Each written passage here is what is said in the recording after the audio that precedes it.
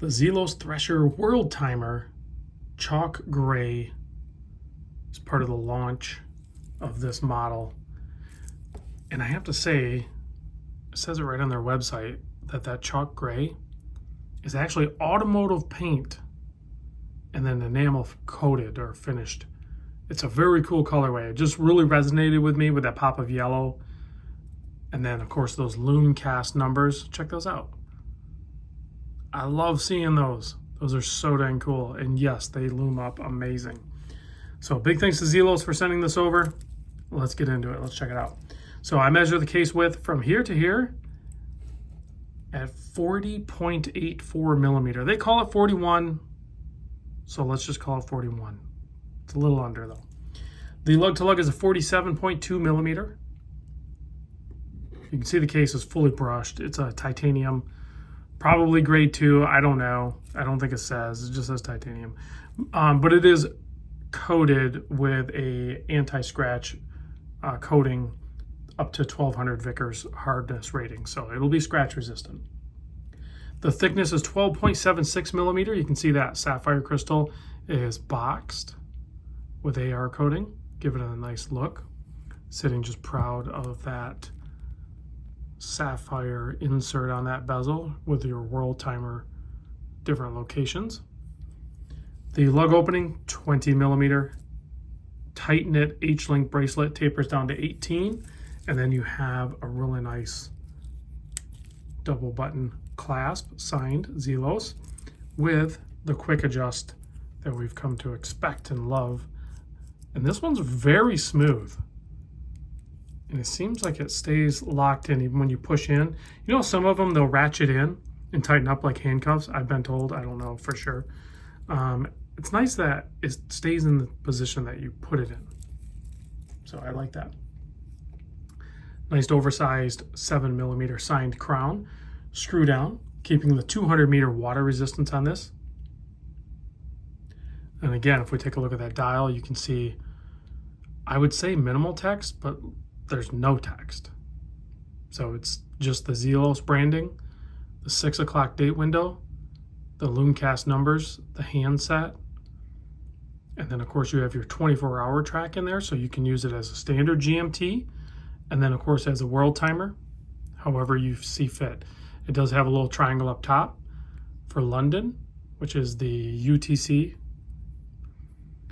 So, and then it is 48 click bi-directional.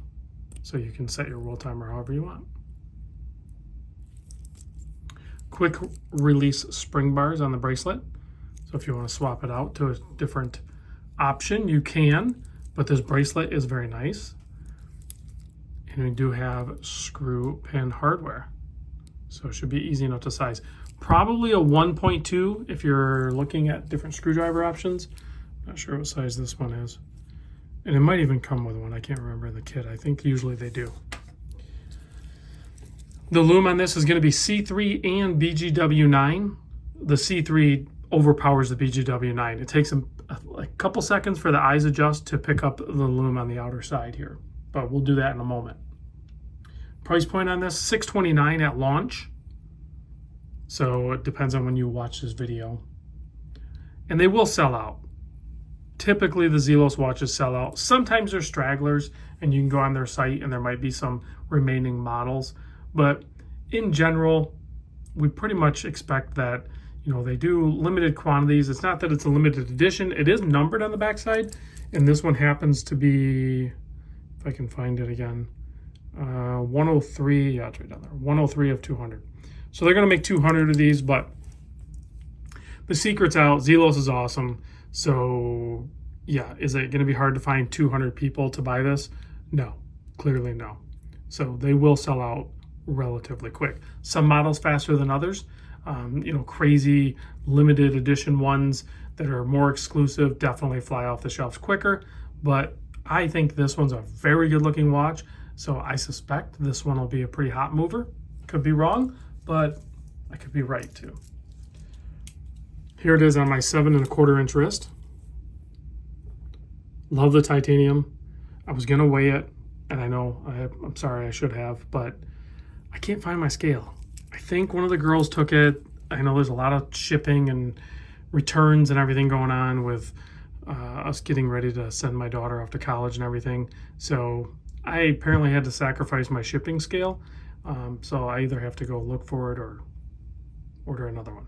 But it's lightweight, guys. It's not heavy. It's a titanium watch, and yes, it does have automatic movement, made of, you know, probably steel parts, but it's still really light. It's nice.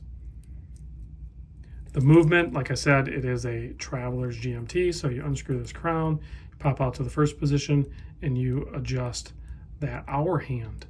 So as you fly across time zones, you just, you know, usually I'm going west, and I'm on the Eastern Standard in the US, so usually I go back in time, at least the first part of the trip. I have to jump forward when I head back, but so usually like 2 or 3 hours I'll travel. So just go 1, 2, 3, push it back in, and we're good to go. And you set your 24-hour hand at your home time, and then when you go back, you just go ahead and put it back. That's how I typically use them. I usually time them together and then adjust the hour hand if I have a traveler's GMT. That is how I use it. Let's give this thing a quick blast with the UV light. Yeah, you can kind of see where the C3 and the BGW9 is. Now check this out. It's good. It's really good, but I'm just telling you, those Lumecast numbers are just, they're beast. Yeah, okay, so you can see it all. I wasn't sure if it was going to, like, I thought it was going to, like, the C3 was going to overpower it, but yeah, giving it a little UV bump, it lights up. It is well lit. So, pretty dang cool. Zelos has a track history of putting out some incredible loomed out watches. So if you're a Lume junkie and you haven't tried a Zelos, I don't know what to tell you. I don't know where you've been. This has been happening for years, but it's time. Check them out. I'll see you guys on the next vid. Thanks for watching.